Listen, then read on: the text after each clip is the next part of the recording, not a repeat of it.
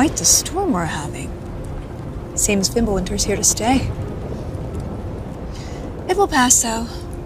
All things do. In the meantime, how about a story while we warm by the fire? Odin's filthy spies. That old man sees more now than he did when he had both eyes. Ah, one of my favorites. It's a story of adventure.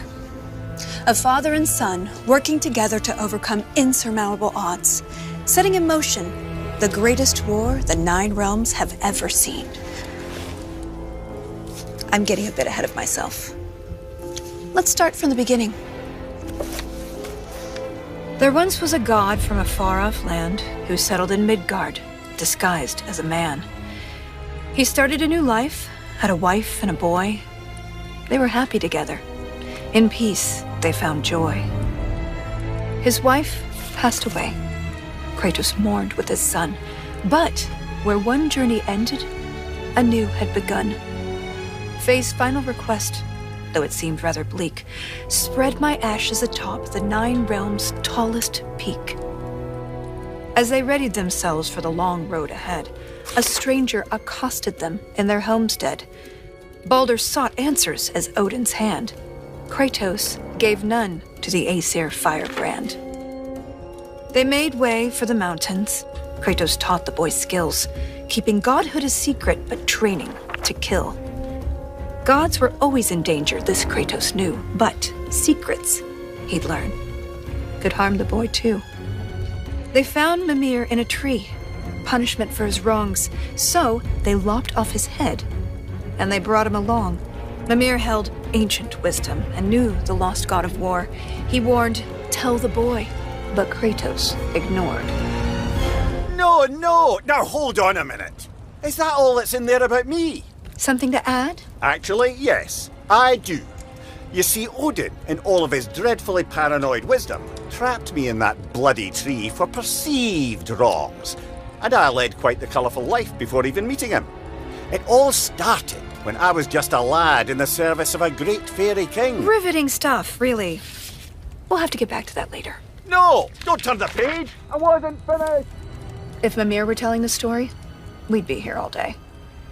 Anyways, they met Freya, masquerading as a witch in the woods. A god knows a god. She would aid where she could. She cautioned, you must tell your son he's divine. But Kratos dismissed her. He'd regret this in time. On the road, Baldur's allies, Thor's sons, attacked. Something snapped in Atreus as he tried to fight back. The Aesir lost the battle, but Atreus fell too. Kratos rushed him to Freya. She would know what to do. Freya was disheartened with the father's neglect, but with the heart of Hell's troll, she could save his son yet. Kratos thundered through Helheim and slew the great troll. He had captured its heart, but in his, burned a hole. He returned with his offering. Freya cast a keen spell, and Atreus was healed, though not all was well. Kratos sat with his son, and for once he was true, revealing he was a god, and Atreus was too. Delighted at first, it seemed all would go smoothly. Then arrogance followed and bent Atreus toward cruelty. With tensions flared, Baldur preyed on their discord, casting back into Helheim Kratos and his ward. In Helheim, they learned Freya caused Baldur's plight. His mother's ill-conceived curse robbed his life of all light. They emerged from the realm as they neared journey's end, but Baldur appeared and attacked once again. Atreus and Kratos were ready this time, stronger together with their power combined. Freya intervened on behalf of her son, begging Baldur's forgiveness for all that she'd done. Baldur strangled his mother. Kratos lunged with a snap. Baldur slumped. Freya wailed. And he died in her lap. Something changed in the world. Snow started to fall. The dawn of Fimbulwinter. The dusk of it all. Atreus asked, is this what it means to be gods? Killing our parents forever at odds?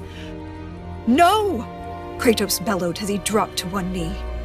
we will be the gods that we choose to be. Finally, together, they reached the Great Peak, finding Jotunheim's temple, the giants' retreat. A prophetic mural showed the life they had led. The boy's mother was giant, they learned as they read. Atreus walked to the cliffside. Kratos eyed the wall slowly. Beneath the boy's picture, a name was etched. Loki. They scattered her ashes and watched as they lifted. Over rolling red hills, the wind danced, and it drifted. Standing side by side, feeling hopeful and new, the boy was at peace. And the father was too. With their promise fulfilled, they returned to their home. They trained day after day, lest they'd reap what they'd sown. Atreus grew restless. Wary, Kratos remained. Ragnarok loomed as the great winter waned. Don't tell me you're thinking of stopping here. Things were just getting good. Well, I suppose we could go on a bit longer. An excellent idea. This is the most dramatic part. On second thought, perhaps we'd better cut it short. It seems that we're out of time. If you want to know how this story ends, I'm afraid you'll have to find out for yourself. Until then.